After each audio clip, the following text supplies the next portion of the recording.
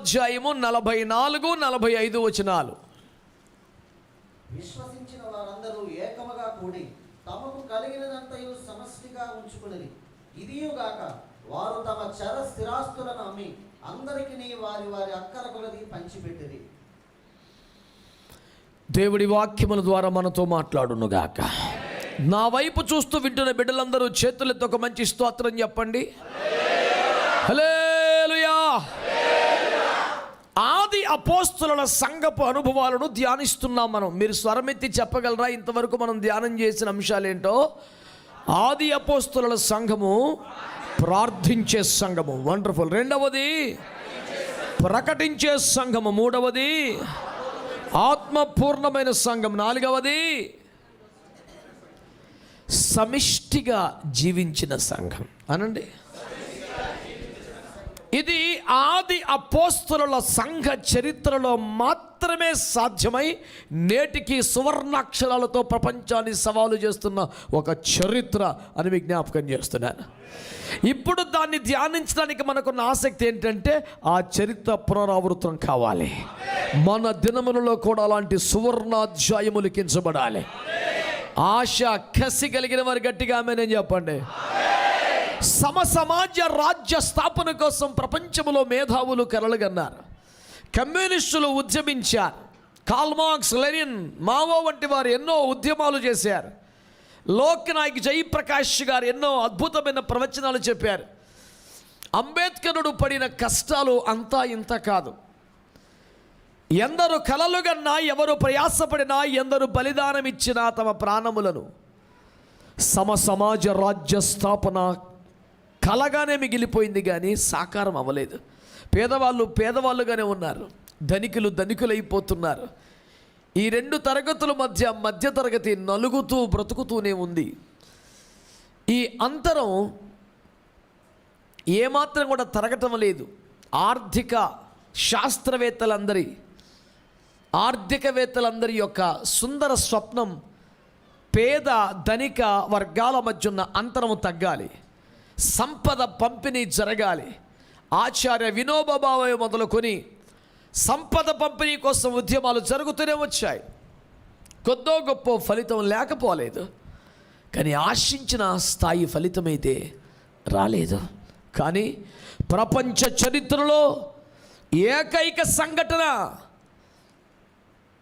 ఆది అపోస్తలుల పరిచర్యలో సంఘములో జరిగింది.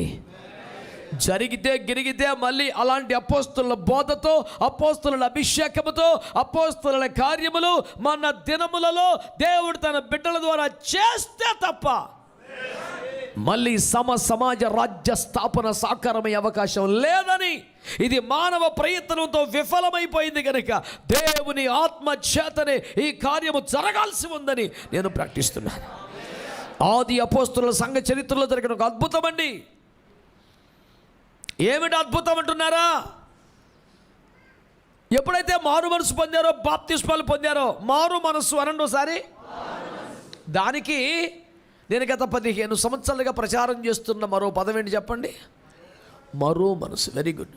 మారు మనసు అంటే ఈ మనసు కొంచెం మారడం. ఇదివరకులా లేను, చాలా తగ్గిపోయాను, ఎన్ని చెత్త.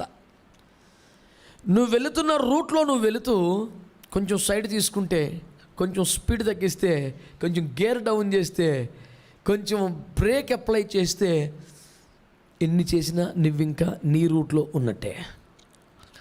అసలు ఆ రూట్ వదిలేసి యూటర్న్ తీసుకొని ఇందులోకి రావాలి, దేవుని దారిలోకి. అందుకని ఒక మహా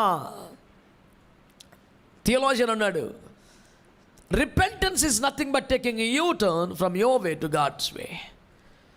మారు మనసు అంటే ఇంకేమీ కాదండి, నీ దారిలో నుంచి దేవుని దారిలోకి వచ్చేస్తామే అన్నాడు. Taking U turn is repentance. కనుక నువ్వు అసలు యూటర్న్ తీసుకోకుండా ఆ రూట్లో నేను ఏ రకంగా వెళ్ళినా, అందుకే నేను ఏమంటానంటే మారు మనస్సు అంటే పాపానికి అలవాటైపోయి నీ పాపిష్టి మనస్సును వేలతో పెళ్ళగించి అవతల పాడేసి, దీనికి కొంచెం రిపేర్లు వేసి, దీన్ని అతికించి, దీన్ని అక్కడక్కడ పెట్టి, కొంచెం దీనికి రంగులు మార్చి, దీనికి డ్రెస్ కోడ్ మార్చి, దీనికి కొత్త భాష ఒకటి నేర్పి, దీన్నే మేనేజ్ చేస్తే ఏదో ఒక బలహీన క్షణాన్ని మళ్ళీ ఆడు బయటకు వచ్చే అందుకనే పాపానికి అలవాటైపోయి పాపిష్టి మనస్సును తీసివేసి నా అంతరంగం ముందు స్థిరమైన మనసును నూతనంగా పుట్టించమని దావీదు ప్రార్థన చేశాడు. ఆ కొత్త మనసు పుట్టడమే అసలైన విషయం. నీ మనసు కొంచెం మారడం, నీ మనసు కొంచెం ఇటు తిరగటం ఎప్పటికైనా డేంజరే. అది సెట్ కాదు. అది ఇప్పుడు ఇటు మారిన మనసు రేపు అటు మారుతుంది, అది మారుతానే ఉంటుంది. అది డేంజర్. ఇప్పుడు ఇవాళ వద్దన్న దాన్ని రేపు కోరుకుంటుంది పాపిష్టి మనసు. దీన్ని నమ్మి మనం భక్తిలో ముందుకెళ్తాం అసాధ్యం. ఇన్ని పాటలు పాడి, ఇన్ని పాటలు రాసి, ఇంత ఆరాధన చేసి, ఇన్ని యెహోవా యుద్ధములు చేసిన తర్వాత నేను మనసులో బలహీనపడుటయా కానే కాదు, రానే రాదనుకున్నాడు దావీదు. మిద్దెకి దోబుని పడ్డాడు. అప్పుడు అన్నాడు, ఈ మనసుతో సుఖం లేదు, దీంతో ఇసిగిపోయాను నేను. ఇది మారినట్టే ఉంటుంది, మోసం చేస్తుంది నాకు వద్దు. ఇది పాపమునకు అలవాటు అయిపోయి నీ పాపిష్టి మనసును తీసివేసి అంతరంగములో స్థిరమైన మనసును నూతనంగా పుట్టించమని ప్రార్థన చేశాడే, అది నేటికి మనందరికీ ఆదర్శప్రాయమైన ప్రార్థన, అనుసరణీయమైన ప్రార్థన.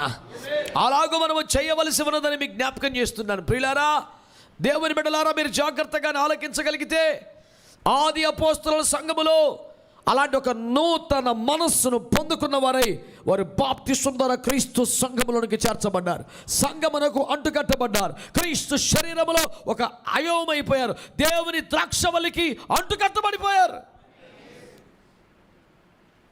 ఇది అడవి ద్రాక్షవల్లి, అక్కడి నుంచి కట్ చేసుకొచ్చి ఒక మొక్క ఈ ద్రాక్షవల్లికి అంటుకట్టాడు. ఇక ఆ సారం రాట్లా, ఈ ద్రాక్షవల్లిలో నుంచే దీని సారమే వస్తుంది. హల్లెలూయా. ఈ తీగ, ఈ మొక్క అడవిదే, కానీ సారం వచ్చేది మాత్రం నిజమైన ద్రాక్షవల్లిదే. వచ్చే పంట, పూత, వాసన, గొడవంత ఇక్కడదే ఉంది.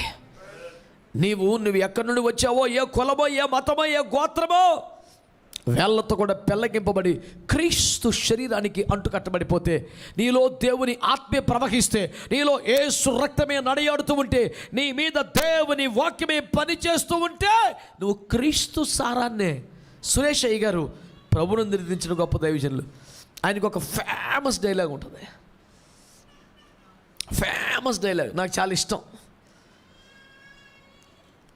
ఎన్నో వేల ప్రసంగాలు చేసినా నేను ఆ మాట ఇప్పుడు వాడలేదు, ఫస్ట్ ఆయన దగ్గర విన్నాను. ఆ మాట ఏంటంటే, మామిడి పండును పిండితే మామిడికాయ రసమే వస్తుంది. అలా ఒక 10 పండ్ల పేర్లు చెప్తారు. ఏ పండును పిండితే ఆ రసం వస్తుంది. క్రైస్తవుని పిండితే క్రీస్తు రసమే రావాలి కదా అంటాడు. స్తోత్రం చెప్పండి. నాకు అది చాలా చాలా చాలా చాలా అద్భుతంగా నచ్చేసినటువంటి ఉదాహరణ అన్నమాట. ఇక అంతకన్నా సులువుగా చెప్పడానికి ఇంకేమీ లేదు. మామిడి పండును పిండితే బత్తాయి రసం రాదు కదా, మరి క్రైస్తవుని పిండితే ఇంకొక వాసన, ఇంకొక రూపం, ఇంకొక మాట. రేయ్ నన్ను కనుక రెచ్చగొడగో, నా సంగతి ఉన్నాడు లోపల దాచిపెట్టాడు అని. మామూలు అప్పుడు రాడాడు, ఆయన ఏమన్నా ఈగో హట్ చేస్తే ఆడు వస్తాడు బయటికి. రేయ్ నా గురించి నీకు తెలియదు, నీ గురించి నాకు తెలియకపోవడం చాలా బాగా తెలిసే, నీకు తెలిసినోడు మోసం రా, ఇంకొకడు ఉన్నాడు లోపల. నీకు తెలిసినోడు మాయా రూపం అదే, అసలోడు ఇంకొకటి దాచిపెట్టడానికి, ఆడి మీద క్రైస్తవ వేషం వేసా, క్రైస్తవ రంగు పూసా, క్రైస్తవ భాష నేర్పేయడానికి ఆడు అసలు మాట్లాడుతున్నాడు, కానీ ఆడు వేరే. నిజమైన మారు మనసు పొందిన వాళ్ళు, పాత జీవితాన్ని చంపేసిన వారు, ప్రాచీన స్వభావాన్ని పాతిపెట్టిన వారు, బాప్తిస్మములో లౌకిక జీవనాన్ని పాతిపెట్టిన వారు, నూతన సృష్టిగా తిరిగి లేచిన వారు, నూతన హృదయం, నూతన ఆత్మ, నూతన మనస్సు పొందిన వారు ఎలా ఉంటారో తెలుసా? బాప్తిస్మం ముందర చర్చకొచ్చారు, మధ్యలో ఇంకేం స్వస్థతలు, అద్భుతాలు ఏమి కూడా లేవు, జస్ట్ బ్యాప్టిజం తీసుకుంటారు, గుడికి వెళ్ళారు. వాళ్ళు చేసిన ఫస్ట్ పని ఏంటి తెలుసా? తమ స్థిర ఆస్తులను పట్టుకొచ్చారు. ఇప్పుడు పేతురు ఆ డబ్బుల మీద ప్రసంగం చేశాడా? 1,00,000 ఇచ్చేవాళ్ళు ఎంతమంది? ఈ క్యాలెండర్ని 50,000 కూడుకుంటాడు. అసలు పేతురు చెప్పిందండి, మీరు మారు మనసు, మీ మనసు మారిపోవాలి, ఇక ఆ బాప్తి కుదరదు, మీరు మారు మనసు పొందండి, వేరుబాటు జీవితం జీవించండి, ప్రత్యేకంగా ఉండండి. ఇది చెప్పాడు ఆయన. పరిశుద్ధాత్మతో నింపబడండి, బాప్తిస్మాలు పొందండి, అంతే. యేసు రక్తమే జయం. చర్చికి వస్తా మొత్తం స్థిర ఆస్తులను పట్టుకొచ్చారు. ఇదేంటిదే బాబు అని చూస్తే వాళ్ళట ఏం చేశారట, స్థిర ఆస్తులను అమ్మి ప్రతి వానికి వాని అక్కర కొలది పంచిపెట్టారట. ఇప్పుడు 50,000 అప్పుడు 50,000 ఇవ్వరు అడిగి అప్పేం లేదు, కానీ చిన్న ప్రాబ్లం ఉంది, పిల్లల ఫీజు కాదు, ఎంత ఫీజు 20,000 అడిగి ప్రతి వానికి వాని అక్కర్ల కొలది పంచిపెట్టేశారంట. మొత్తం అంతా పంచిపెట్టక చూస్తే యేసు రక్తం ఏం చేయు, ఎవరికి ఎక్కువ కాలేదు, ఎవరికి తక్కువ కాలేదు, కలిగినది వారు సమిష్టిగా ఉంచుకొని. గట్టిగా స్తోత్రం చెప్పండి. ఇది ప్రపంచ మేధావుల, కమ్యూనిస్టుల, మహానాయకుల యొక్క కళ ఎవడు నెరవేర్చలేకపోయాడండి. జరుగుతుంది ఎవడు ఊహించలేడు. చాలామంది అంటే ఆ కాలం అంటే జరిగింది కానండి, అబ్బా ఇప్పుడు మీ దృష్టిలో ఆ కాలం చాలా పరిశుద్ధమైన కాలమా? సర్వనాశనమైపోయి తెగచెడిపోయిన కాలం అది. దానికన్నా ముందే సుధమ కాలం కూడా అయిపోయింది. దేవునికి స్తోత్రం. అవన్నీ సూపర్ కాలాలు ఏం కాదు. ఏ కాలమైనా ఏ ప్రాంతమైనా మానవుడి బుద్ధి ఎప్పుడు అలాగే తెచ్చింది. మీకు అర్థమైందా? మానవుడు వరుస తప్పిన కాలం, చెడిపోయిన కాలం, తిరుగుబాటు చేసిన కాలం, వ్యభిచరించిన కాలం, దేవునికి విరోధముగా పరుగులెత్తిన కాలమే అది. అయినా మనుషులు స్వార్థపూరితమైన మనస్తత్వాలతో, లౌకిక ఆశలతో ఇబ్బడి ముబ్బడిగా సంపాదించేసుకున్నారు, పోగేసుకున్నారు, దాచేసుకున్నారు. ఆ దాచేసుకున్న వాళ్ళందరూ మరుమోసు పొందేశారు. మొత్తం పట్టుకొచ్చారు బయటికి. దేవుని స్తోత్రం. హల్లెలూయా. ఇక్కడ నాకు ఆకర్షించిన కీలకమైన మాట, సమిష్టిగా ఉంచుకున్నారు. ఇది నీది, ఇది నాది అంది లేదంట, ఇది మంది. వినడానికే బాగుంటుంది, ప్రాక్టికల్గా సాధ్యం కాదంటారు పెద్ద పెద్ద వాళ్ళు, మేధావులు అందరూ. వాళ్ళు మేధావులు కనుక అలాగంటారు, ఆత్మీయులు తలగంటారు. దేవునికి స్తోత్రం చెప్పండి. వాళ్ళు మేధావులు, వాళ్ళకి మేధస్సే పని చేస్తుంది. మనం ఆత్మీయులమైతే మనకు దేవుని ఆత్మ మాత్రమే పని చేయాలి. దేవుని ఆత్మ మనతో మాట్లాడుతూ ఉండాలి. దేవుని వాక్యం మనకు జ్ఞాపకం చేస్తుండాలి. అద్భుతాల కొరకు దేవుని ఆత్మ మన విశ్వాసాన్ని రేపుతూ ఉండాలి. దేవుని ఆత్మ కలిగిన వారము కూడా దేవుని కార్యములను నమ్మకలేకపోతే ఇంకెందుకు మరి? నువ్వు పొందిన దేవుని ఆత్మే కనుకైతే ఆత్మ సైలెంట్ కూడా లోపల ఏం చేసింది ఆత్మ? 13:25 మొదటి న్యాయాధిపతుల గ్రంథంలో 13:25 ఏమన్నాడు? దేవుని ఆత్మ సంసోనును రేపుటకు మొదలుపెట్టిందట. రేపుట అంటే ఏంటి తెలుసా? రెచ్చగొట్టుట. లెగ్గిరా నాజీరు ప్రతిష్ట పెట్టుకొని ఇంట్లో కూర్చున్న సిగ్గట్లేదరా నీకు? ఇందుకు నువ్వు అభిషేకించబడ్డావు, ఇందుక ప్రతిష్ఠించబడ్డావు, ఇందుక నీ తల మీదకి మంగళకత్తి రాలేదు, ఇందుక ప్రతిష్ట. 4 గోడల మధ్యలో కూర్చున్న బలహీనుడా లెగరానవరే. ఎవరిది మూమెంట్ అంతా? మీరు సింపుల్గా తెల్ల పౌరం వేస్తారే బొమ్మ. పరిశుద్ధాత్మనగానే శాంతి కపోతమా, ఓ కపోతమా, ఊరుకో అయ్యా. ఆయన పేరు దహించు అగ్ని. దేవునికి స్తోత్రం చెప్పండి గట్టిగా. హల్లెలూయా. ఆయన రేపుతాడు, ఒక విశ్వాసని ఆత్మలో రేపుతాడు. దేవుని కొరకు రెచ్చగొడతాడు, బలహీనులను తొక్కివేస్తాడు, లోపములు కాల్చివేస్తాడు. నిన్ను కూడా తన వలె ఒక మండుతూ ప్రకాశించే దీపంగా మార్చేస్తాడు ఆయన. దేవునికి స్తోత్రం చెప్పండి. హల్లెలూయా.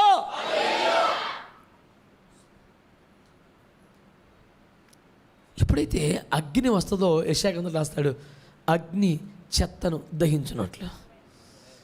అగ్ని అన్నీ దహించిన చెత్తే. కంసాలి అగ్ని బంగారం అందులో వేస్తే ఏం దహిస్తుంది? మైల మస్టు మాత్రమే పోతుంది, బంగారం అన్న ఉంటుంది. బంగారం వెళ్ళిపోలేక ఇంకెందుకది? బంగారములోని అనవసరమైంది పోవాలి, బంగారం అలా ఉండాలి. అగ్ని వలన బంగారం ఇంకా రేటు పెరగాల. యేసు రక్తం ఇచ్చి దాని షేపులు మారిపోవాలి. దేవునికి స్తోత్రం. దాని షేపులు మారిపోవాలి తప్ప దాని రేటు తగ్గకూడదు, ఇంకా పెరిగిపోద్ది. చెప్పట్లేదు మీరు గట్టిగా? మీ షేపులు మార్చుకోవడానికి ఇంట్రెస్ట్ లేకుండా సౌండ్ తగ్గిపోయినట్టుంది మీకు. పద్దాక అద్దం ముందు పోతున్నారేమో దైద్రమని తీసేతలు పడే ఎలాంటి అద్దాలో. మన అర్థం వాక్యమే. స్తోత్రం చెప్పండి. హల్లెలూయా. ఎదుటివాడు జడుచుకోకుండా పద్ధతిగా బతకడానికి ఆ అద్దం, దేవుడు అసహించుకోకుండా మనల్ని చేర్చుకోవడానికి ఈ అద్దం. ఇంటికి అది బగలు కొట్టమని కాదు, ఎక్కువసేపు దీని దగ్గర మెయింటైన్ చేయి. సాటి మనిషి కొరకు అది, నీ కొరకు ఇది. స్తోత్రం చెప్పు. హల్లెలూయా. పొద్దున నిద్ర లేచినట్టుగా రోడ్డు మీదకి వస్తే ఎంతమంది చచ్చిపోతారు? అందుకోసమే అర్థం. సర్వజనుల క్షేమార్థమై ఒక అర్థం ఇంట్లో ఉంచుకో, కానీ నువ్వు గడిపేది మటుకు ఇక్కడ. దేవునికి స్తోత్రం చెప్పండి. హల్లెలూయా. ప్రజలు సమిష్టిగా ఉంచుకున్నారంట. చెప్పండి, ఏం చేశారండి? వాళ్ళకి కష్టపడి సంపాదించిన డబ్బు మీద ప్రేమ పోయింది ఏంటండి?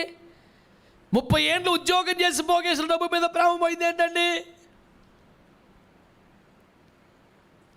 జక్కయ్య యేసు ప్రభుతో ఇంట్లోకి రాగానికి మారు మనసు వచ్చేస్తే ఆ మారు మనసుకు తగిన ఫలం ఏంటంటే ఇన్నేళ్ళు ఏ డబ్బు మీద ప్రేమతో పోగేశాడో ఆ డబ్బు మీద ప్రేమ పోయింది, అందరికి పంచిపెట్టేశాడు.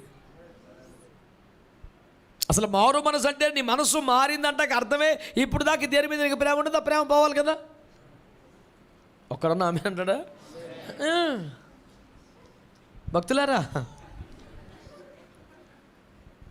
నాకు బంగారం అంటే చాలా ఇష్టం ప్రభువా, కానీ మాకున్న పేదరికాన్ని బట్టి రోల్డ్ గోల్డ్ తప్ప ఒరిజినల్ గోల్డ్ కొనుక్కోలేదు. మారు మనసు పొంది బాప్తిసం పొంది నిజమైన గోల్డ్ దయచేస్తున్నామని అడుగుతున్నాము తండ్రి. సిగ్గట్లేదని అడుగుతున్నాను అసలు నేను. ఇంకా నువ్వు మారు మనసు ఏం పొందావు? సైతాను మాటలు మాట్లాడతా. నాకు ఎప్పటికైనా గోల్డ్ అంటే చాలా ఇష్టం, కానీ మారు మనసు పొందాను కదా దాని మీద ఇష్టం పోయింది ప్రభు. అంటే నా బంగారమా యేసయ్య అంటే అది ఏంటి? ఆడోళ్ళ మొగలు కామన్గా సైలెంట్ అయిపోయారేంటి ఇవాళ? పాయింట్ బంగారమనా? ఎరా నోరు మూసుకుని ఉన్నటువంటి వాక్యం ఏకీపించు. సైలెన్స్ ఏమి లేదు, సమాధుల తోట అది. పునరుద్ధరుడు మన మధ్యలో ఉన్నాడు. దేవునికి స్తోత్రం. హల్లెలూయా. కొంతమంది పిల్లగాలు కొంత మెయింటైన్ చేస్తుంటారులే. మేము కొంచెం వీరం గంభీరం చిన్న చిన్న మెయింటెనెన్స్లు కొంచెం మీసం వస్తుంది కదా, కొంచెం వస్తుంది. ఏ ఇసరత్వం ఇచ్చి పోయి నా చేతిలో పడకరా బాయ్. దేవునికి స్తోత్రం. దేవుని చేతిలో పట్టే భయంకరం, మన చేతిలో పట్టడం కొంచెం అంత రేంజ్ ఉండదు, కానీ కొంచెం అయితే ఉంటుంది. ఏసు రక్తమే మరి అది. స్తోత్రం చెప్పండి గట్టిగా. హల్లెలూయా. అసలు భార్య అకౌంట్లో డబ్బు ఎంత ఉందో, బ్యాలెన్స్ ఎంత ఉందో భర్తకి తెలియదంట. భర్తకి జీతం ఎంతో కూడా భార్యకి తెలియదంట. వీళ్ళంతా ఏకశరి ఉచితే అంత శుద్ధి. ఒక్క కప్పు కింద ఎవడు బతుకాడు బతికేస్తున్నారు. ఒక్క గదిలో ఎవరి మనసు అడిగే ఉంటుంది. ఇంకేం క్రైస్తవ జీవితం మీదే. ఏకత్వం మీ కొంపలోనే తగలబడపోతే ఇంకా సంఘంలోకి ఎప్పుడు వచ్చిందిరా నాయన? మీకు కలిగినది ఇది నాది అని భార్య, నాకు ఇది నాది అని భర్త నాది అని మాట్లాడిన తర్వాత మీ ఇద్దరికే మనది అన్న మూమెంటే రాకపోతే సంఘానికి ఎప్పుడు వచ్చింది నాయనా? ఒక 20 ఏళ్ళ క్రితం, సుమారు 15-20 ఏళ్ళ క్రితం రాశారు స్టీవెన్సన్ గారు ఓ పాట. నాది నాది అంటూ వాదులాట నీకెందుకు, ఏది నీది కాదు ఎరుగు విధి సత్యం ఎందుకు, ఇహలోక ఆశలెందుకు పైనున్న వాటిని. పాటే వచ్చా మేటర్ కూడానా? స్తోత్రం. హల్లెలూయా. మంచి వాళ్ళందరూ ఒక స్తోత్రం చెప్పండి. చెప్పండి, మనం ఎట్లుండాలట? ఆదిమ సంఘం అనుభవం చెప్పండి. నీకు 50,000 ఉంది, ఈయనకి 5 లక్షలు ఉంది, పని చేసుకున్నారు, సమానం అయిపోయింది.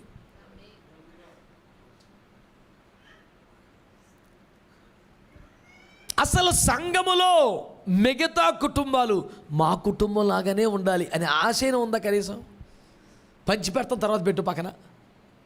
అసలు నీ ప్రమేయమే లేకుండా ఆడే కష్టపడి, ఆడే తిప్పలు పడి, ఆడే ఓవర్ నైట్ డ్యూటీలు చేసి, ఆడే డబుల్ డ్యూటీలు చేసి నీ రేంజ్కి వస్తే నన్ను అసలు సహించగలవని అట్లీస్ట్ ఏంటి? మధ్య మొన్న కూడా పేర్లు చెప్పలే, కొత్త కారు 3 నెలలు అమ్మేశాడు. అదేంటి అని అడిగా నేను. సేమ్ కారు అడుగు కొన్నాడన్నా. చచ్చి మనం నడిపిన కారు ఆడు నడపటమా? అది చేస్తా. నేను అడుగు సామెత చెప్పా. గోదావరిలో కొన్ని సామెతలు ఎక్కువ ఉంటాయి కదండి. నేను చెప్పాను అడిగి, ఏం చెప్పింది తెలుసా? తోటోడు తొడగోసుకున్నాడని మనోడు మెడగోసుకున్నాడంట.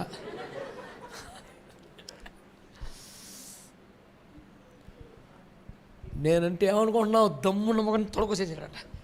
నీకన్నా నేనే పర్వాలే మెడగోసేసుకున్నాడు. ఎట్టుంది కోటం అంటే? నీ ఉద్దేశం ఏంటంటే నా ఉద్దేశం అదే. ఇంకా నా ఉద్దేశం ఏంటో సన్నాసి?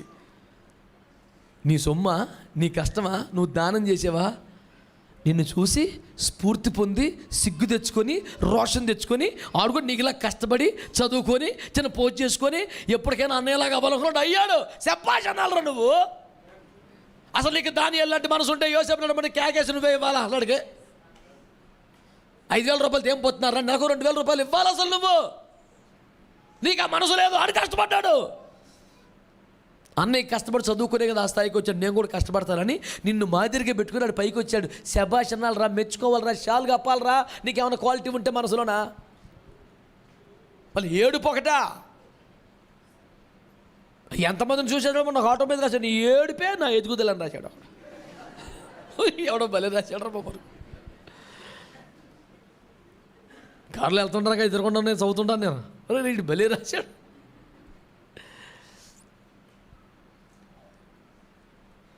ఇది లోకానికే అసహ్యకరమైతే దేవుని బిడ్డలు ఇంకెలా ఉండాలండి? మన సంఘములో ఉన్న మన సహోదరులందరూ మనలాగే ఉండాలని, వాళ్ళు కూడా 3 పూట్ల తినాలని, వాళ్ళు కూడా ఆరోగ్యంతో ఉండాలని, వాళ్ళు కూడా ఒక సొంత ఇల్లు ఉండాలని, వాళ్ళు కూడా ఒక వాహనం ఉండాలని, వారి పిల్లలు కూడా చక్కగా గౌరవప్రదంగా పెళ్ళిళ్ళు చేయగలగాలని మనం కోరుకోవాలి. చేతనైతే ఎదురు చేయాలి. మారు మనసు పొందగానే, లేదు మరో మనసు పొందగానే, కొత్త మనసు పొందగానే అది చేసిన మొదటి పనే ఆస్తులు అమ్మి పడేసి పంచేయారటండి బాబు చర్చిలోని. వారు సమిష్టిగా ఉంచుకొనిరే. నేనంటాను, వారు సమిష్టిగా జీవించారా?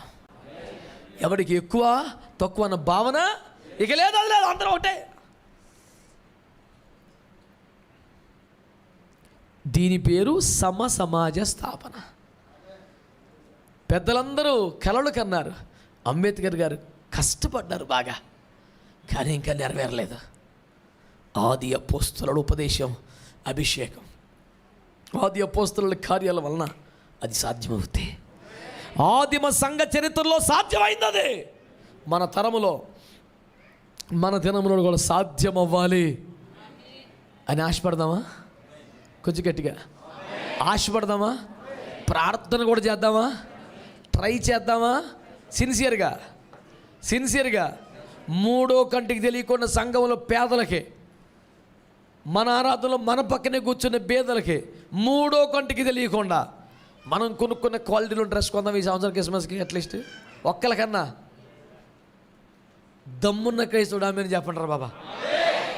ఎందుకు పెద్ద పెద్ద మాటలు? మీ కుటుంబం ఇంకొక కుటుంబానికి కొను. నాకు తెలీదు, మామూలుగా మనం కొనుక్కునే బట్టలు వేరు, పెట్టుబడి బట్టలు వేరు ఉంటాయని.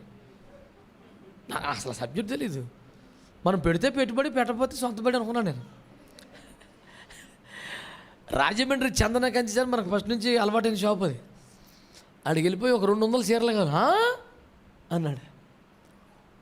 అంటే మా పాస్టర్ సంవత్సరానికి ఒకటి కొంటమే ఎక్కువ కదా, 200 చీరలు అంటే ఏంటి ఈడికెట్టి పట్టుకుందని కదా.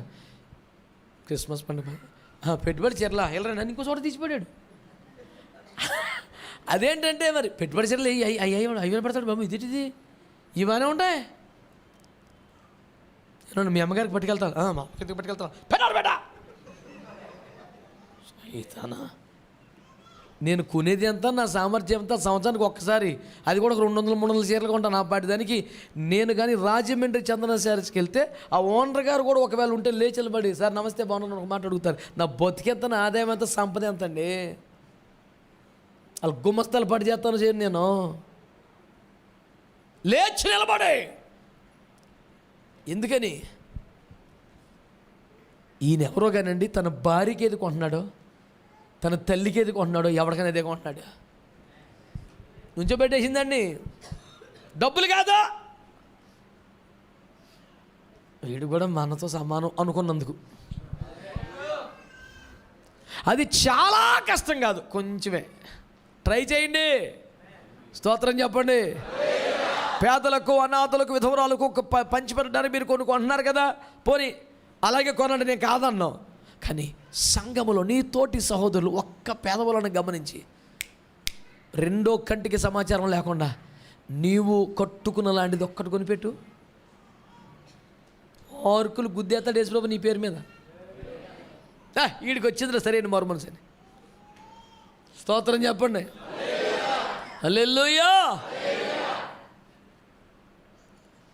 చాలా అమాయకమైన పేదరికం ఉట్టిపడే బట్టలు కట్టుకొని నీ పక్కన కూర్చునే ప్రతి వ్యక్తి ఆ రోజున సేమ్ నీలాంటి డ్రెస్ వేసుకొని నీ పక్కన కూర్చుంటే నీకు ఒక దైవికమైన సంతోషం కలగాలి.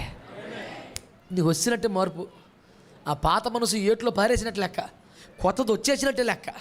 మీకు అదే రోజు మీకు ఎవరు చెప్పక్కర్లా, నీకు ఇప్పుడు కొత్త మనసు నీకు తెలిసిపోద్ది. అందరు బాగున్నారా? విచారంగా ఉన్నారా? ఎన్నో బాధలు పడి రేంజ్కి వచ్చా.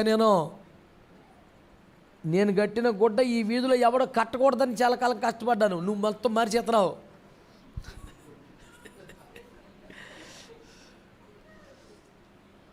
అందరం కష్టపడి అందరం కలిసి మార్చేద్దాం. పిచ్చెక్కిపోవాలి ప్రపంచానికి. సంఘం అట్లా తయారవ్వాలా? సంఘంలో మార్పు వస్తే అప్పుడు సొసైటీలో వస్తుంది మార్పు.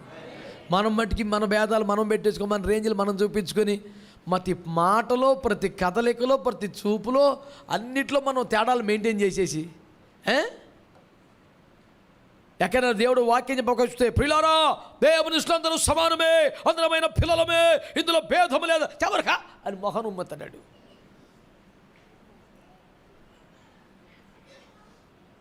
మార్పు చెందవా నీవు, మార్పు చెందవా, నీ మనస్సును మార్చుకు. మైకిత్తే తెగబాడేస్తాడు ఒక్కొక్కడు. ఇదో సమిష్టిగా ఉంచుకునే ఒక ప్రయత్నం మనలో ప్రారంభం అవ్వాలి అంటున్నారు. ఆమె నిజంగా నిజంగా మనసులో నచ్చి కోరుకొని ఒప్పుకొని కన్విన్స్ అయ్యి కన్విక్ట్ అయ్యా అంటున్నారా? మాట్లాడతలేదు మీరు? దేవునికి స్తోత్రం చెప్పండి. పనిచేశారంటే బాబు నాకు చదువుడు మెంటలు వచ్చేస్తుంది. అసలు కష్టపడి సంపాదించిన ఆస్తిని అమ్మేస్తే 20 లక్షలు చూసినా పంచిపెట్టేస్తావా? పలారమా? ఆ పలారం కూడా కొంతమంది పంచిపెడితే దాని ప్యానం ఆడితే ఆ మర్మల మీదే ఉంటుంది దాని ప్యానం. అందులో కొంచెం మిగులుతాయేమో. కొంతమంది పంచిపెట్టే విధానం చూస్తే మనమే ముందు వద్దులని అనిపిస్తుంది. ఏలూరులో మేము డిగ్రీతో మా ఇంటి పక్కన ఉండేవాడు. అప్పట్లో అడుక్కునే వాళ్ళు బ్యాచ్లు, కుస్తీ వాళ్ళు అయితే ఒక 10 మంది వచ్చేవాళ్ళు. వీళ్ళు సాధువుల్లో అలా బ్యాచ్లు వచ్చేవారు. 5గురు వస్తే పిడికిడి బియ్యం తెచ్చాడండి. పిడికిడి బియ్యం పట్టుకొస్తే ఏలు ఏలు ఇది 5గురికి పెట్టేసాడు. మేము అలాగ చూస్తా ఏలు 5గురికి పెట్టేసాడు పిడికిడి బియ్యం.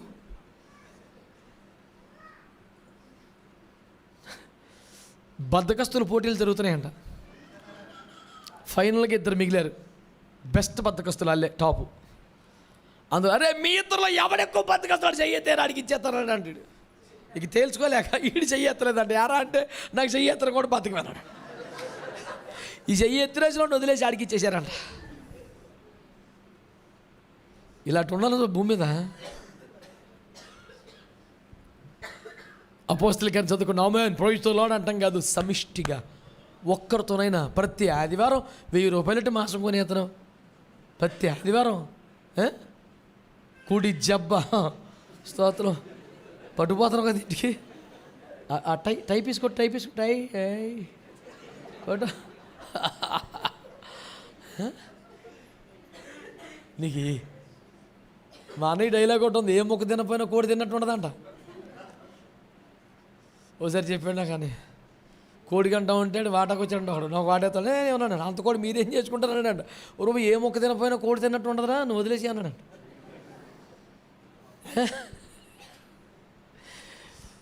మీకు అర్థమైందా? మరి ఎన్ని మొక్కలన్నా నువ్వే తినేది ఎలాగరా? అక్కడికి అట్టమా? నేను ఎప్పుడు చెప్పే డైలాగ్ మళ్ళీ చెప్తున్నాను. మిగిలిపోయిన కూరలు పేదవాళ్ళకి చాలాసార్లు ఇచ్చి ఉంటారు. సరే వండి వేడివేడికి వండి ఒక పేదోడికి, ఒక అరకేజీ కూర ఉండి, సరే రారా అని పట్టుకెళ్ళి తిను అని ఆడు పట్టుకెళ్ళిపోయాక ఆడు తినేసాకప్పుడు నువ్వు తిని ఇంట్లో నీ కూర్చొని టేబుల్ మీద ఎవడొద్దన్నాడు? సమిష్టిగా అనండి. ఇది సమాజం అంతటితో మనము చేయలేకపోవచ్చు, కనీసం సంఘంలో నన్ను చేయగలగాలి కదా. బాధలు వచ్చి సంఘం అంతటితో పని చేసుకుంటాం, ఆశీర్వాదం వస్తే దేవుని స్తోత్రం, ప్రభు మమ్మల్ని ఎంతగానో కనికరించి మరి ఈ విధంగా మరి ఇది పంచుకోవిట్రా. పోనీ ఆస్తులు పంచు, కొంతమంది ఇంటికాడ జామ చెట్టు కాసిన దానికి జాంకాయలు, అది కూడా పంచడం ఆడే తినేస్తారు కాయలన్నీ. అందరికీ వందనాలు. కొంచెం సమిష్టి తత్వం నేర్చుకోండి బాబు సంఘం అంటేనే. మీ మట్టుకు మీరు వస్తాం ఆమె అని చెప్పగానే తుపాకు గుండుకి ఏమంటే దొరకకూడదని దొంగోడు పోలీసుడి దగ్గర పారిపోయినట్టు పారిపోతాం కాదు. కొంతమంది ఆమె అని చెప్పి వెళ్ళిపోతున్న తీరు చూస్తేనండి జాలేస్తుంది. పాప ఇల్లు తప్పుడు పనులు చేస్తే అట్ట పారిపోతున్నారు. పారిపోయి పారిపోయి పారిపోయి పారిపోయి పారిపోయి పారిపోయి ఎంతకు ఏముండదు, వెళ్ళిపోయి తినేసి పడుకోవటమే. వాళ్ళంతా ఇరగపూడి చేశారు, రాజకార్యం ఏమి ఉండదు.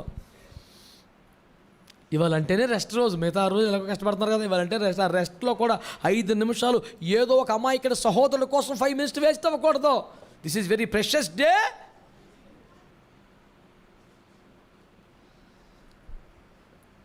మారు మనస్సు పొందకుండా చేరారు పరలోకము, మారు మనసు లేకను మార్చలేరు ప్రజలను. ఎవరో కోరిను తనాత్మనొందుడి, వేసారి ఆత్మలను రక్షించుడి. క్రైస్తవులారా క్రైస్తవులారా, క్రీస్తు పోలి నడువరదేలా, ప్రభు లెక్క అడుగునని ఎరుంగరా. క్రైస్తవులారా. ఆ మహానుభావుడు దిగి రావటం ఏంటి, ఈ సరిగా వస్త్ర సంస్కారం కూడా వెళ్ళి చేపల వాళ్ళతో కలిసి కూర్చొని భోజనం చేయటం ఏంటి, వాళ్ళు తన దగ్గర పెట్టుకోవటం ఏంటి, వాళ్ళతో ఒక్కడిగా ఉండిపోతాం ఏంటి, ఏంటి సార్ ఇదంతా. మనము సంఘములో ఎలా బతకాలి చెప్పండి. ఎక్కువ తక్కువ అనే భావన, ఎక్కువ తక్కువ అనే సంపద కలిగినది అందరము సమిష్టిగా. ఇంతటి ఆరోగ్యకరమైనటువంటి విప్లవం, ఉద్యమం మన దినములలో, మన కుటుంబాల్లో, మన సంఘములోనే వచ్చునుగాక. హల్లెలూయా హల్లెలూయా. దేవుని బిడ్డలారా, ఈ సత్యాన్ని స్థాపించడానికి 2-3 విషయాలు చెప్పొచ్చు, టైం అయిపోతుంది, స్పీడ్గా రండి. 4వ అధ్యాయం. ఏ 4వ అధ్యాయం మరి? అది 4వ అధ్యాయం 32 నుంచి 35 దాకా. విశ్వసించిన వారందరూ ఏక హృదయమును ఏకాత్మయు గలవారై ఉండిరి. తనకు కలిగిన వాటిలో ఏదియు తనదని అనుకొనలేదు. వారికి కలిగినదంతయు వారికి సమష్టిగా ఉండేది. ఎవడు తనకు కలిగినది, ఏంటి చిత్రము. కొంతమంది ఉన్నారు దుర్మార్గులు, ఎదుటివాడిది కూడా ఈడిది అన్నట్టు ఫీల్ అయిపోతుంటాడు.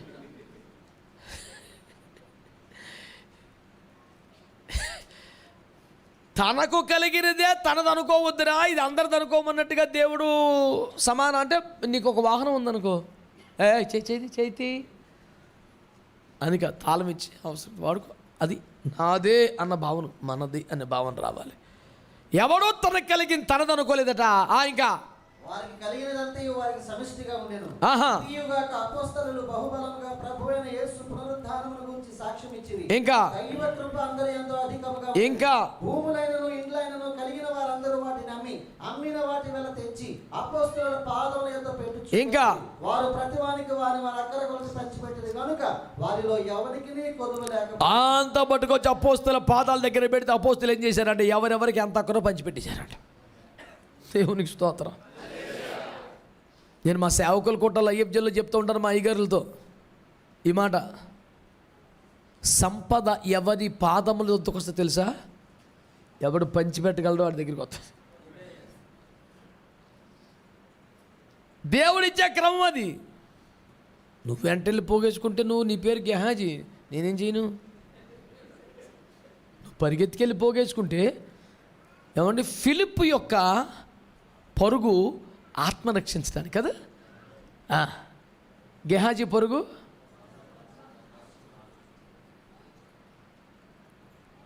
ఇది రథం వెనకాల పరిగే, అది రథం వెనకాల పలే.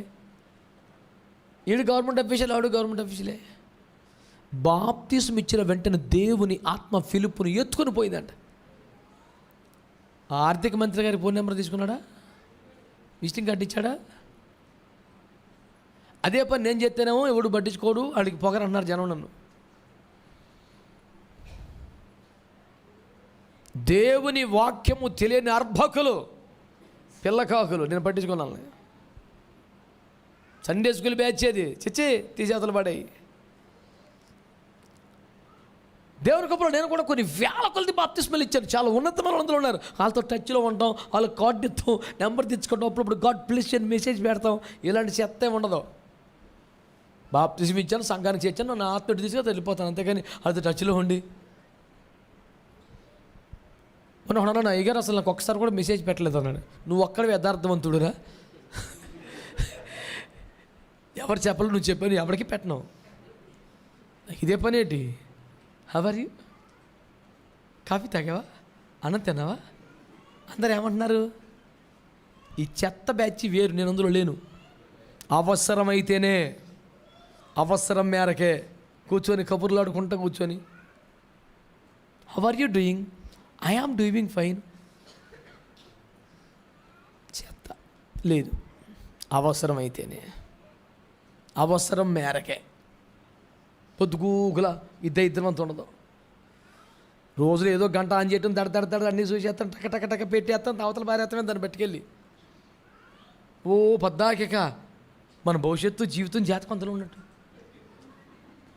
బొట్టనీళ్ళు అరిగిపోతుంది ఒక్కోడికి, గెంటేసి పనికి మళ్ళీ పనులు. బైబిల్ తిరగేరా. ఇవాళ వాట్సాప్లో ఒక మెసేజ్ పంపాడు ఒక ఆయన, స్టేటస్లో పెడదాం ఒకనాడు మర్చిపోయాను, భలే పంపించాడు ఒక ఆయన. Please do open the Bible as much as you open your mouth అని పెట్టాడు. కుమ్మేసింది రైలాగా అసలు. అబ్బా మర్చిపోయాను. ఇందాక కారులో వస్తా చూశాను. Please open your mouth as much as you open your Bible as much as you open your mouth అన్నాడు. అంటే రోజుకి నీ నోరు ఎన్నిసార్లు తిరుగుతావు, అన్నిసార్లు బైబిల్ తెరవని. ఆలోచిస్తేనే బొరతీరు కింద పడిపోవాలి. ఇది మిషన్ ఆడుతూనే ఉంటుంది ఎప్పుడు. ఉదయం మందును, మధ్యాహ్నం మందును, సాయంత్రం మందును కాక మధ్యలో తడవకి ఎప్పుడు పడితే అప్పుడే తినేవి ఉంటాయి, నడుచుకుంటే తినేవి ఉంటాయి, దారిలో తినేవి ఉంటాయి, ఎవరినో కొంపలకి వెళ్ళినప్పుడు తినేవి ఉంటాయి, పద్ధతిగా మళ్ళీ మామూలుగా తినేసి ఉంటుంది. మాకు ఒకడు ఉండేవాడు 50 రూపాయలు పానీపూరి 15 సంవత్సరాల క్రితం. ఇప్పుడంటే తక్కువ వస్తున్నాయి. 15 సంవత్సరాల క్రితం 50 రూపాయలు పానీపూరి అంటే ఎన్ని వస్తాయండి? ఒక పెద్ద ఫ్యామిలీకి సరిపడా ఆడు తినేసి, ఆ చింతపండు పులుసు ఆ మాత్రం తాగేసి ఆడు వచ్చి మామూలుగా భోజనం కూర్చుని పోయాడు. నేను ఆ కార్యం జరుగుతుంది కనుక ఇవాళ అన్నం వద్దంటాడు అనుకొని చూస్తున్నాను నేను. ఆడి సైలెంట్ కూర్చో ఎరా అంటే మరి తెలిసిపోద్ది కదా నీ పెడుతున్నట్టు. అది తెలియకూడదు కనుక ఇప్పుడు మళ్ళీ ఇది కడుపా డస్ట్బిన్ రైతే. అరుగుతుంది కానీ తెగ తినేయటం కాదు. ఆకలేసినప్పుడు ఇంకొకడు ఉన్నాడు, పంచిపెట్టాలి సమిష్టిగా. హల్లెలూయా. ఆడు వంట వస్తే కొనిపెట్టు, రాకపోతే నువ్వే వండి పెట్టు, తప్పేమీ లేదు. ప్రేమ చచ్చిపోవు. దేవునికి స్తోత్రం చెప్పండి. హల్లెలూయా, హల్లెలూయా. సమిష్టిగా అన్నారా మీరు గట్టిగా? ఇంకో కాస్ట్లీ పాయింట్ చెప్తాను వినండి. అసలు ఆ ఫీలింగ్ ఎలా ఉంటుందో చెప్తాను మీకు. అంటే సంఘం ఇంకా మా రక్తములు, మా అన్నయ్య, మా బాబాయ్, మా బావ, మా అక్క, మా సంఘం, మా సహోదరుడు. మొన్న అక్కడది భీమవరం పెళ్ళికి వెళ్ళాను. భీమవరం పెళ్ళికి వెళ్తే బాగుంది, పెళ్లి ప్రసంగం అదే. సరే ఈలోపేటి ఒక ఆయన వచ్చారు, పేర్లు ఎందుకులే. ఆ పాస్టమ్మ గారు మా ఆత్మీయ చెల్లెలు అన్నాడు. ఓకే, సమంజసమైన భాష. మరి మా ఆత్మీయ బావగారు, మా ఆత్మీయ మేనల్లుడు. నేను స్టేజ్ మీద ఉన్నాను, నాకే నవ్వు సార్ అలా పెట్టుకొని చచ్చాను. ఎక్కడ కూడా ఆత్మీయ సహోదరుడు అంటే ఆత్మీయ చెల్లెలు, ఆత్మీయ బావగారు, ఆత్మీయ మేనల్లుడు. ఇదేంటో ఎన్ని ఉన్నాయో ఆత్మీయం వరసలో.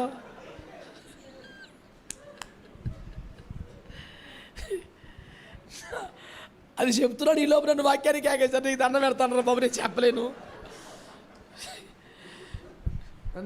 ఎవరికైనా పాటను ఇవ్వరా బాబు, చచ్చిపోతానట్టు నేను. ఈ ఆత్మీయ భావంలో ఆత్మీయ అక్కలేంటారా బాబు నాకు. ఓ పాట పాడించారు నా గురించి. ఈ లోపు తెగుల్చుకొని తిరపడి, ప్రభా కనికరించిన ఆయన ఇదేటి బాధ, ఆత్మీయ మేనలుడు ఆత్మీయ మర్తలు ఏంటి.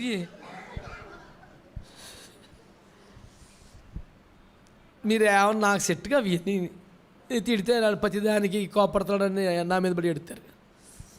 ఇన్ని రకాలు ఉండవు అక్కడ. క్రీస్తునందు మనము సహోదరి సహోదరులం అంతే. హల్లెలూయా. ఇక 100 రకాల పనికి మాలి వరుస. ఆ వరుస అంటే యేసు ప్రభు మనకు తండ్రి, మరి ఆయన తండ్రి యేసు ప్రభు అన్నయ్య. మరి మన ముత్తాత యేసు ప్రభు కుమారుడు, మనం యేసు ప్రభు ముని మనమనా?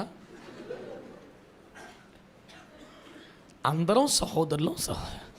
100 రకాల వరుసలు ఎట్టకండి చర్చిలో. ఎందుకు చెప్పిన అర్థమైంది ఇప్పుడు. మళ్ళీ అమ్మాయికంగానే బావగారు అన్నగారు చెల్లిగారు మనతో ఏముండవు. బ్రదరు సిస్టరు అన్న అక్క చాలు. 100 రకాలు ఎట్టకండి. అర్థమైన వాళ్ళు ఆమె అనండి.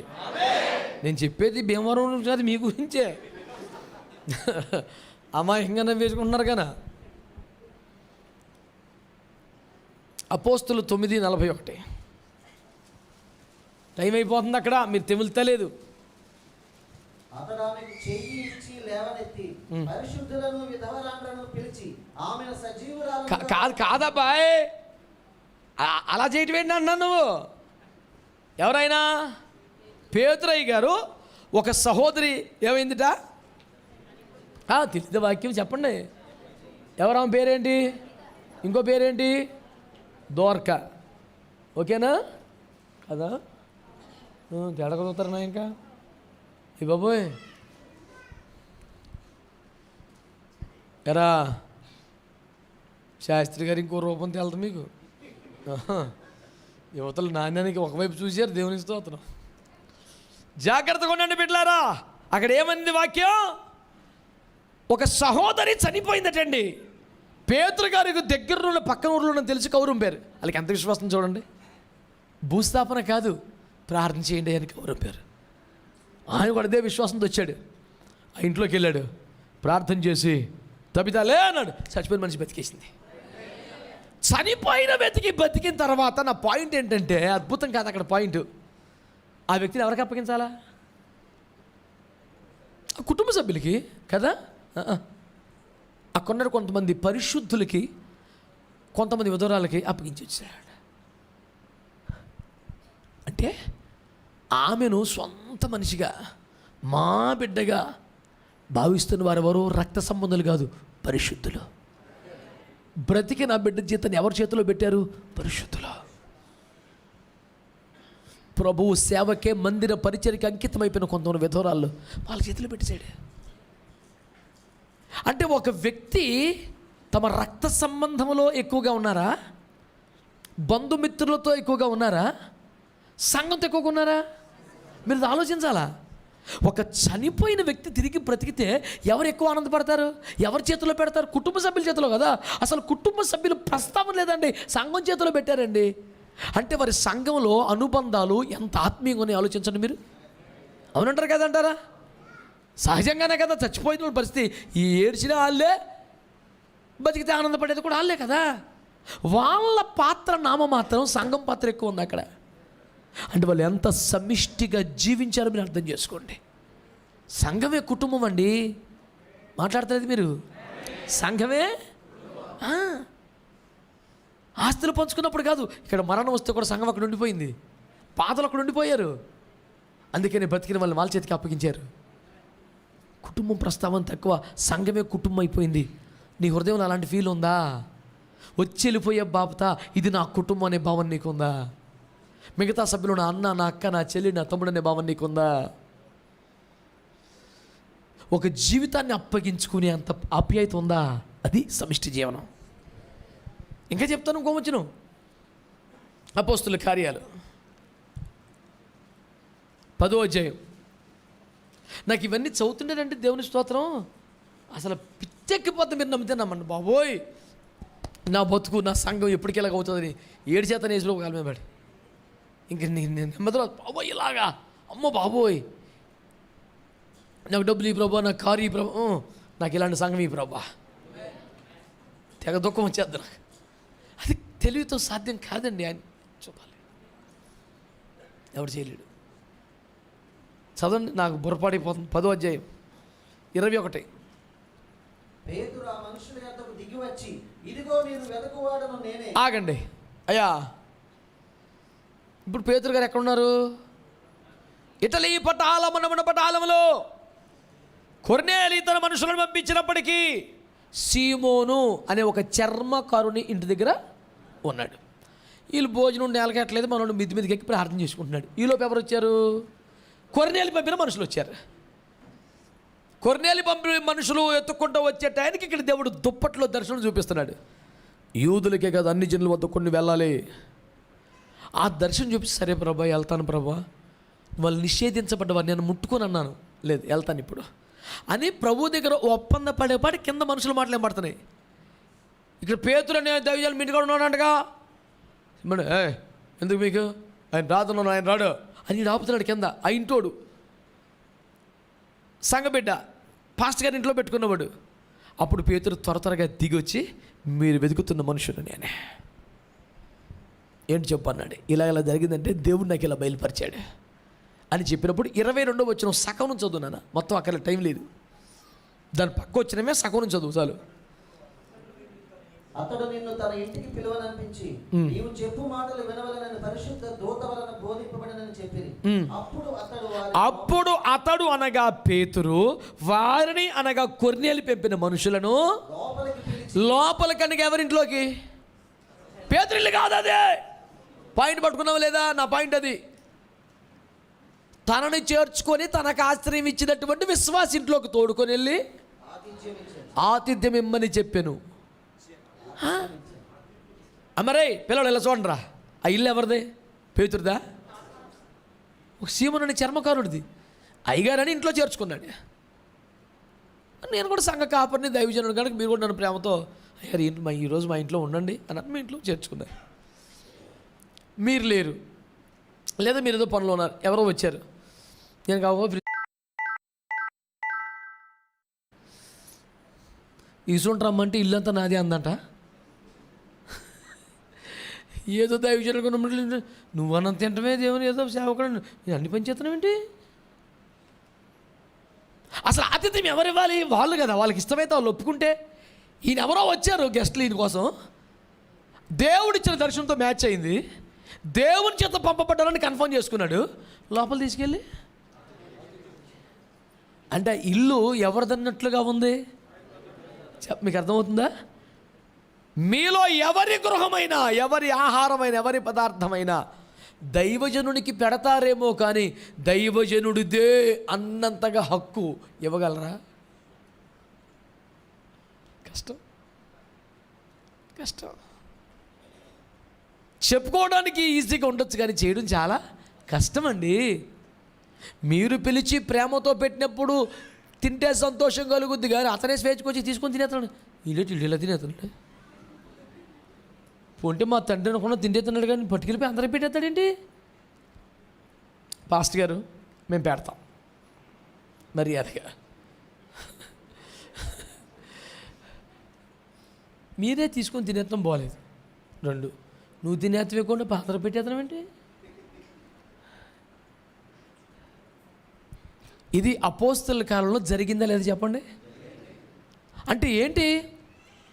ఇల్లు నాది అనే భావన సీమోనుకు లేదు. ఇది మా బిడ్డలది కదా అనే భావన పేతురుకు లేదు. అది ఆ ఇంట్లో ఏ పదార్థమైనా ఇతను స్వేచ్ఛగా ఎవరికైనా పెడతాడు, పట్టుకెళ్ళి ఎవరైనా లోపల రమ్మని భోజనం పిలిచేస్తున్నాడు. అదే అయ్యగారు మీరు వస్తే పర్లేదు కానీ ఇల్లుని కేకేసి పెట్టేస్తే ఇది ఎలాగని బాబు సంసారం గొల్లైపోతుంది. ఈయన కోసం ఎవరో వస్తే 2 కూర్చొని భోజనం పెడతాడు ఇల్లులాగా. మీలో ఎవరి గృహాన్ని దైవజనుడు నా గృహం అని భావించగలడు? మీలో ఏ ఆహార పదార్థాన్ని దైవజనుడు నేను వండుకున్న పదార్థంగా భావించగలడు? ఇవన్నీ మీరు ఫీల్ అయితే అవ్వదు, మీరు చెప్తేనే అవుతుంది. మీకు అర్థమైందా? నేను అలాగే ఉంటాను ప్రభా. ప్రభువుకి చెప్తే అవ్వదు, నాకు చెప్తేనే అవుతుంది. నాకెళ్ళి తెలుస్తుంది మరి. ఆమె నేను అలాగే ఉండను కాక అవ్వదు. పాస్టర్ గారు, నా ఇల్లు మీదే, నా ఇంట్లో పదార్థాలు మీవే, మీరు తినొచ్చు, ఎవరికైనా పెట్టచ్చు, నో ప్రాబ్లం అని నీ నోటితో నువ్వు చెప్తే నేను ఆమె చెప్తాను. అంతేగాని ఆమె అనుకుంటే అవ్వదు. సూపర్ స్పిరిచువల్గా కనపడకండి, ప్రాక్టికల్గా ఉండండి. నా మాటలు ఇబ్బందిగా ఉన్నాయా? మిమ్మల్ని ఎలాగైనా సంతోషపరచాలని టార్గెట్లో నేను లేను. దేవుని చిత్తాన్ని బయలుపరచడానికి ఉన్నాను ఇక్కడ, అంతే. మీకు ఏది ఆనందం కలుగుద్దా మాటలని పోగేసుకుంటా తిరగటానికి లేను నేను. వంటగదిలో అమ్మ వండి పెట్టే పదార్థాల్లో బెల్లం ఉంటుంది, పంచదార ఉంటుంది, ఉప్పు ఉంటుంది, కారం కూడా ఉంటుంది. బోధనలో ఒకసారి తీపిగా ఉంటుంది, ఒకసారి పులుపుగా ఉంటుంది, ఒకసారి కారంగా కూడా ఉంటుంది. వంట అలాగే ఉంటుంది. దేవునికి స్తోత్రం. పంచదార వేసినప్పుడు అమ్మ చాలా మంచిది, మిరపకాయలు వేసినప్పుడు దుర్మార్గాలు కాదు. ఒక వంటలో మిరపకాయ వేయాలి మరి. దేవునికి స్తోత్రం. హల్లెలూయా. కొందరు ఉన్నారు లేండి, ఆవకాయ పచ్చళ్ళు కూడా బెల్లమే. తీపావకాయ అంటున్నా, చిచ్చి చిచ్చి చిచ్చి చి బాబోయ్. నాకు విశాఖపట్నం వచ్చే వరకు 98 వరకు తెలీదు. ఒకళ్ళ ఇంట్లో పెరుగన్నం పెట్టారు నాకు, ఆవకాయ వేసుకుంటారన్నారు. వేసుకుని ఎందుకు గోదావరిని ఆవకాయ వేసుకోవటం ఏంటి, స్వచ్ఛమైన ఆంధ్రుని వేసేమన్నా నల్లగా ఉంది ఆ మామిడికాయ మొక్క. చి బాబోయ్, నల్ల మామిడికాయ తెలియదురా నాకు, ఇన్ని మామిడికాయలు తెలుసు కానీ అనుకున్నాను. సరేలే, వంకాయలు అట్టకూడదు కదా మరి. సరే అని కొంచెం తీపి అయిపోయాను. తీపావకాయ నాకు అప్పుడు దాకా తెలీదు. చాలామందికి చాలా ప్రీతిపాత్రని ఉంటాను కూడా దేవునికి స్తోత్రం, నేను కాదన్నా. ఇంకా తీపి సరిపోకపోతే ప్లేట్లోనే బెల్లం వేసుకోండి, నాకు ఎందుకు, నేనేం కాదన్నా. నాకే నువ్వు కేజీలు కొంచెం పంచదార తింటే నాకు లాస్ ఏంటి, నాకేమైనా షుగర్ పెరుగుతుంది ఏంటి, నాకు ఇబ్బంది ఏమి లేదు. నువ్వు చెప్పు నీ ఫీల్ ఏంటో. వంట అన్నాక అన్నీ కలుస్తాయి మరి. కొన్ని సంతోషంగా చెప్పే ఉంటే, కొన్ని నవ్వుతా చెప్పే ఉంటే, కొన్ని 2 జరిచి చెప్పే ఉంటే. దేవుని స్తోత్రం. హల్లెలూయా.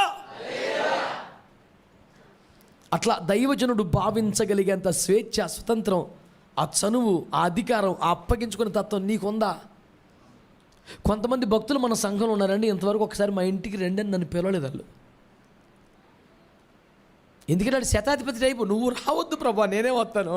ఆడు కొంపలు ఏదో ఉంటుంది తేడా, అది మనం చూసామంటే అది కుదరదేక.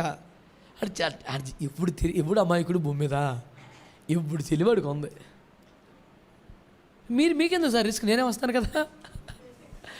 ఎందుకంటే మనం వెళ్ళకూడని చోటు అది, రాకూడని చోటు, చూడకూడని వస్తువులు ఉన్నాయి, వ్యక్తులు ఉన్నారు, ప్రమాదం ఉంది. దేవుని స్తోత్రం.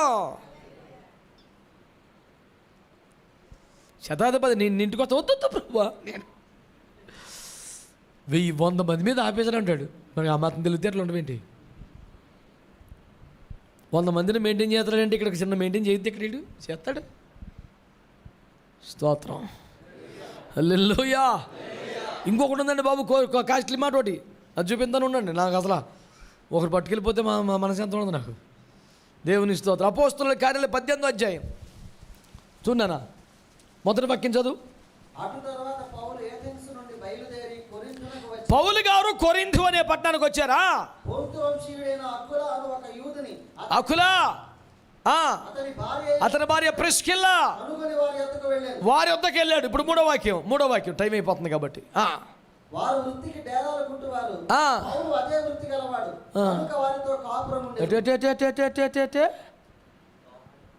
ఆ ఇంటికి వెళ్ళాడంట, ఆ ఇంట్లో సెటిల్ అయిపోయాడు. ఎవరో కొరింథులో సేవకి వెళ్ళాడమ్మా. అక్కడ కొత్తగా ఆ కొరింథీ ప్రాంతానికి వచ్చి సెటిల్ అయిపోయినటువంటి యూదులు పరిచయం అయ్యారు. ఎవరు వాళ్ళు? అకులా, ప్రిస్కిల్లా. వాళ్ళ వృత్తి ఏంటి? పౌలు కూడా ఆ పని బాగా. కాబట్టి మెల్లిగా ఏం చేశాడు? ఎంతకాలం? 11వ వచనం. అతడు వారి మధ్య దేవుని వాక్యము బోధించుచు 1 సంవత్సరం మీద 6 నెలలు అక్కడ నివసించాడు. సంవత్సరంన్నరంట.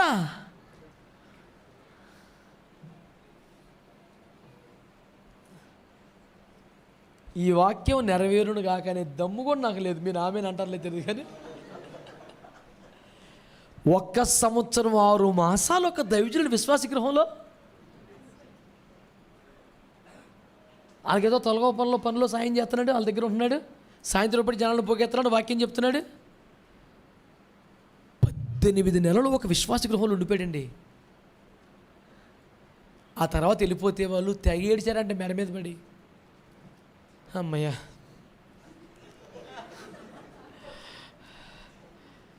ఇల్లు గుమ్మలు తుడి చేసుకొని తలసానం చేసేసుకోవాలి ఇవాళ. నేను అంటున్నాను, సమిష్టిగా బ్రతకాలి.